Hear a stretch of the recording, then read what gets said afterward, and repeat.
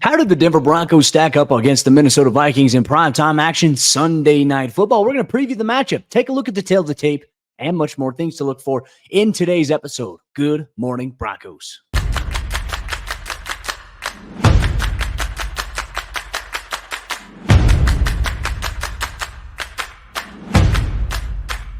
Good morning, Broncos Country. Welcome into another installment of Good Morning Broncos. This is your daily Denver Broncos bite-sized show here on Mile High Sports YouTube page every single weekday, Monday through Friday, 9 o'clock a.m. Mountain Time. I'm Cody Roark, Broncos reporter for Mile High Sports, and Mile High Sports is the daily hub for all of your Colorado sports coverage, every team, every day. You listen to Good Morning Broncos. You watch us every single day. Well, you can also check out Ryan Blackburn, our Denver Nuggets beat reporter, his show that he's got going on every single day covering the Denver Nuggets. It's the Pickaxe and Roll podcast. Make sure you check that out to support your favorite Colorado sports team as the Denver Nuggets are off to a fiery start to open up the season as defending champions.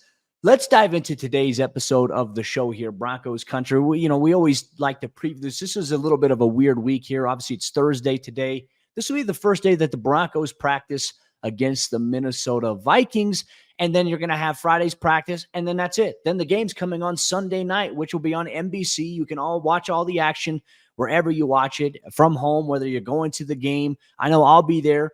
Very interesting, though. Denver playing two primetime games in a row. Initially, back in week 3 or week 4, I thought we were looking ahead a little bit, and we were saying, hey, I hope that they flex this game out of primetime because obviously Denver was in dire straits. But all of a sudden now, the Denver Broncos are one of the more interesting teams right now in the National Football League, and they're taking on another team that's very, very interesting in the Minnesota Vikings. Now, after Kirk Cousins tore his Achilles, a lot of people are saying, well, the Vikings should just punt on the season.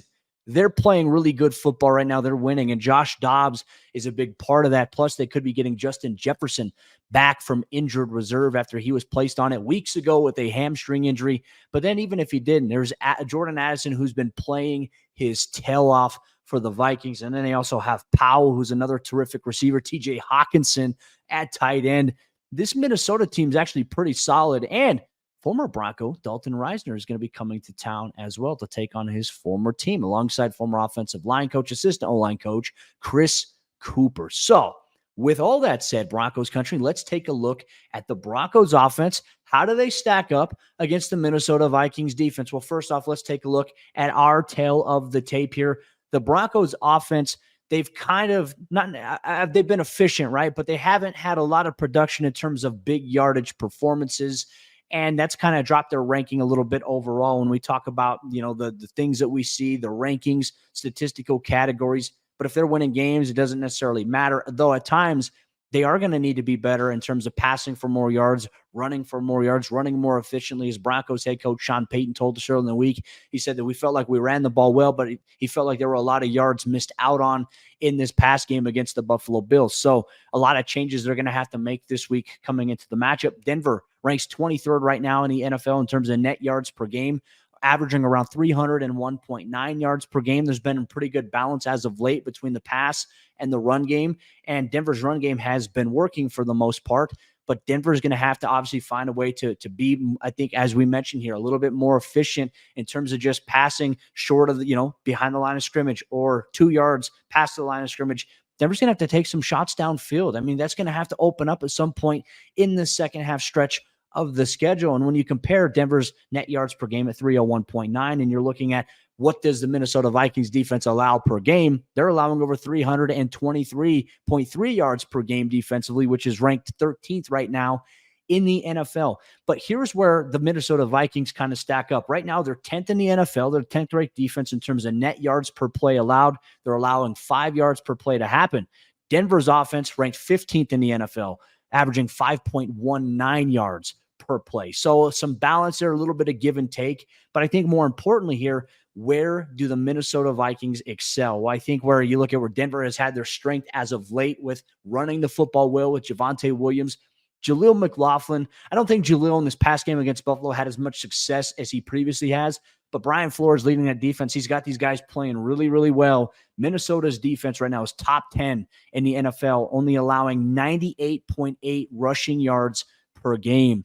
That's where maybe this can be a difference maker here. If Denver succumbs to that, then Denver's going to be in trouble, I think, in primetime action when we talk about what, their offense going against a talented defense, where Denver, they're averaging right now 117.3 yards per game on the ground right now, ranked 12th in the NFL. So that's really kind of their strong suit right now. So it's Denver's offensive strong suit against Minnesota's defensive strong suit.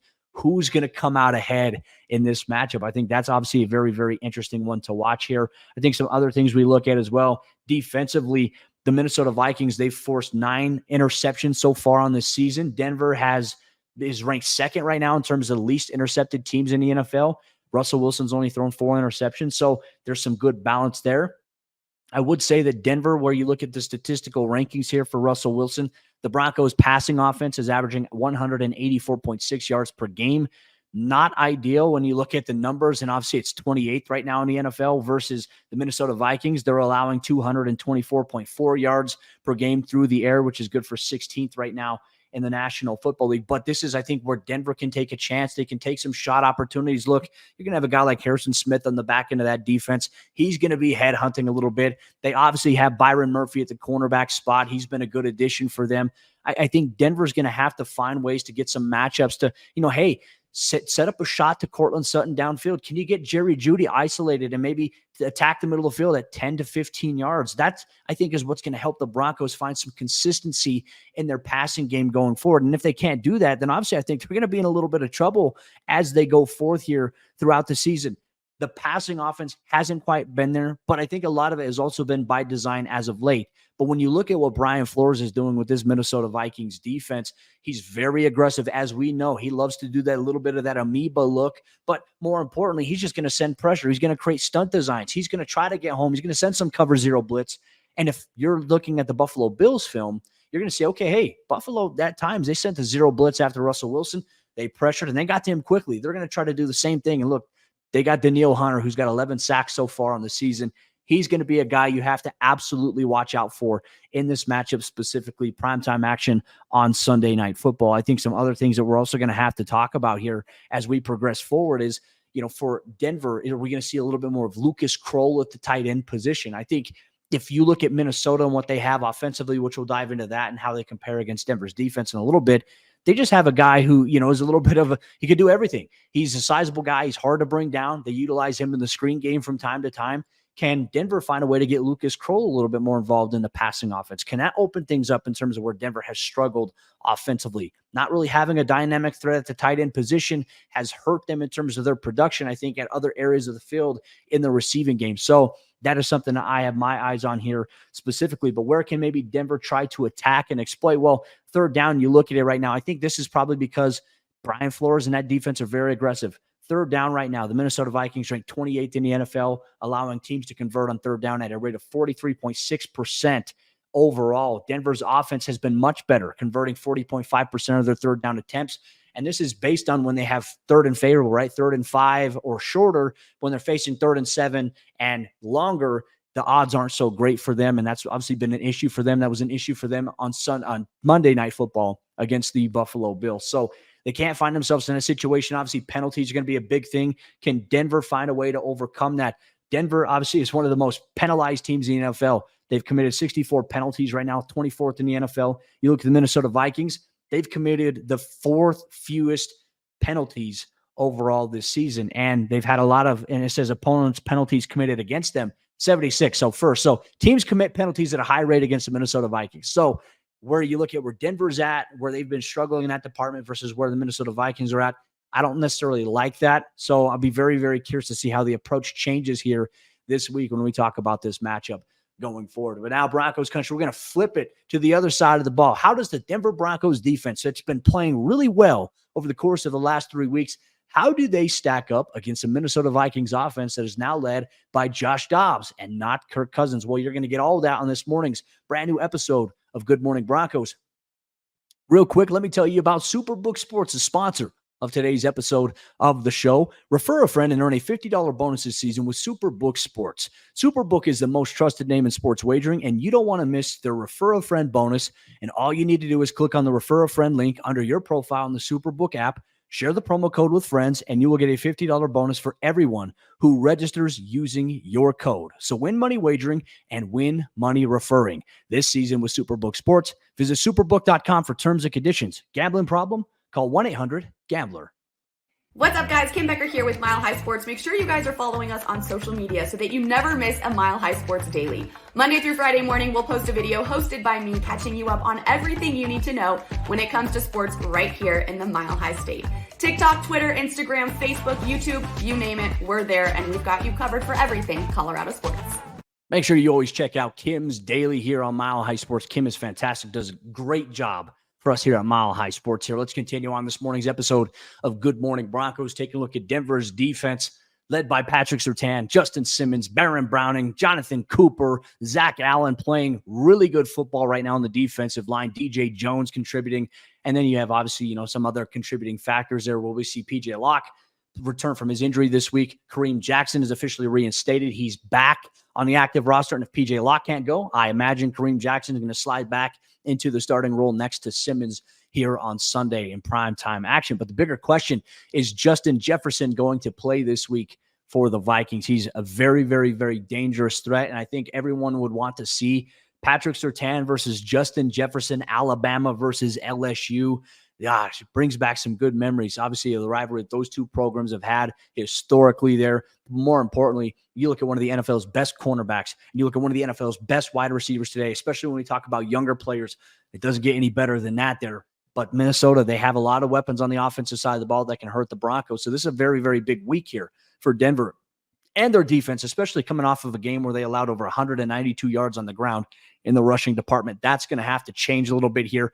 But let's take a look at the tail of the tape here. Denver's defense still, and look, so much of this, folks, and I can't overstate it enough, so much of this is going to be skewed for the next 6 weeks of the season. If Denver continues at the trend in which they're at, it's going to balance out, and Denver's no longer going to be ranked 32nd in the NFL in net yards per game allowed.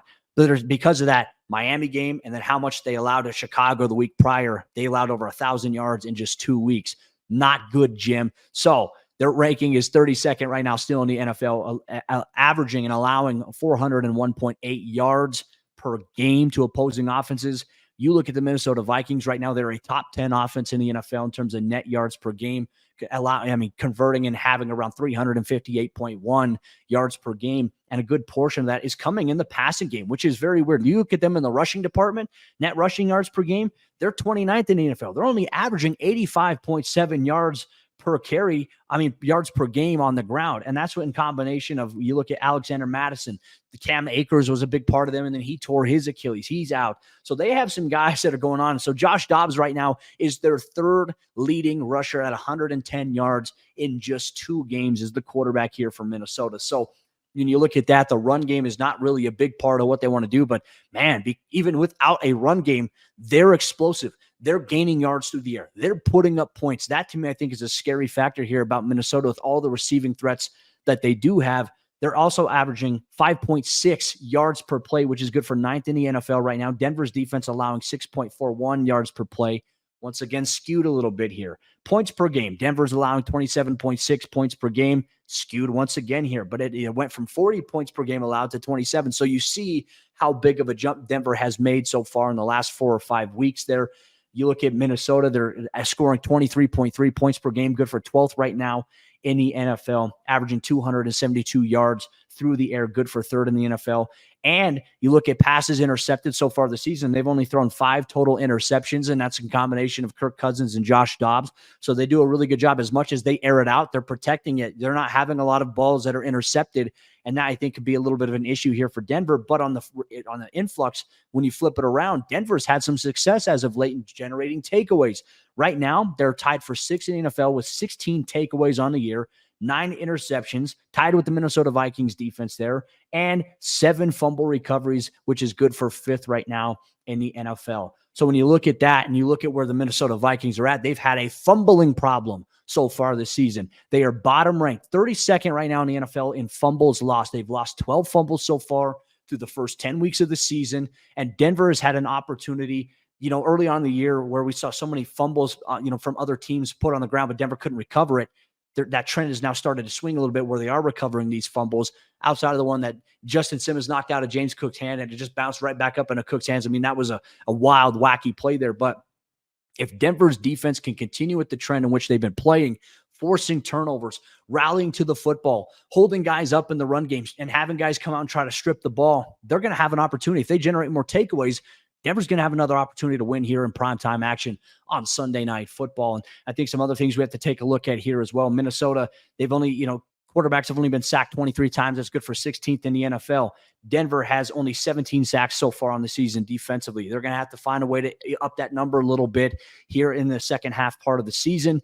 And then you look at them on third down, the Minnesota Vikings, they convert at a rate of 41.5%, which is good for 11th in the NFL. They're 50% in the red zone, which is good for 19th. Denver's defense, they're allowing teams to convert at 38.4% right now on third down, which is good for 15th in the NFL. And they're the 15th ranked red zone defense right now, allowing teams to score at 52.9% of their attempts. So, this is going to be a game where I feel like whoever has, I think, the first or, one or two turnovers in this game, that's going to really swing where things are at. If Minnesota's defense is able to force turnovers on Denver's offense and Denver's defense is not able to do that, it's going to be very tough for them to get out of a hole, especially in prime time, especially against a team that loves to air it out. And I think with a quarterback like Josh Dobbs, not only is he smart and cerebral from the sense of, hey, he's an astronaut, but he's also a guy that, if his read is not there in the passing game, he's going to take off with his legs. He's mobile. He scored a couple of rushing touchdowns. I mean, obviously, I think he scored one last week when they played. So they're going to have to really account for not only just him throwing the ball, but they're going to have to account for him using his legs, which I'm very curious to see if they decide to scheme something up, because Josh Allen also is kind of the same type of threat. Patrick Mahomes is kind of the same type of a threat in terms of being able to be mobile and use their legs to pick up first downs and extend plays if need be. We'll see how Denver adjusts to that here going forward this week. But the Broncos will be back in practice here today. We'll have you covered on tomorrow's episode of GMB. What does the practice report, the injury report look like? The Broncos have several names that popped up on Wednesday's estimated report, even though they didn't practice. What it would look like if they had practiced, though. Ben Powers would have missed with a foot injury. PJ Locke would have missed with a foot injury as well. So we'll see where Denver's at here on Thursday as they prepare for Sunday Night Football against the Minnesota Vikings. With that said, Broncos Country, appreciate you so much for rocking with us, hanging with us this morning here on Good Morning Broncos. Subscribe to the YouTube channel so you never miss out on your favorite Colorado sports teams and what's going on with them. Mile High Sports, every team, every day. Hey Nuggets fans, Ryan Blackburn here, host of the Pickaxe and Roll podcast on Mile High Sports. We've got the best Denver Nuggets coverage around, so make sure not to miss an episode and subscribe down below to the Mile High Sports YouTube channel. Nuggets off to a great start. Make sure not to miss a thing on Mile High Sports.